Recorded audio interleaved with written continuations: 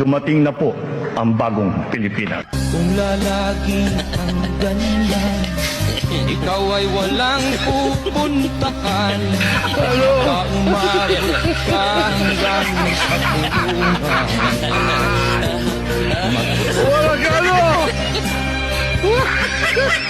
Po ang bagong Pilipinas.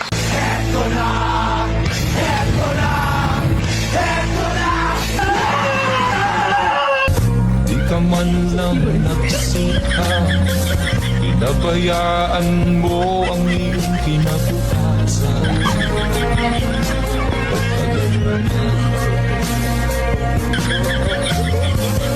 di naman sila nagkulang. Binigay ang iyong kailangan, bakit bumagsak ka sa kalooban?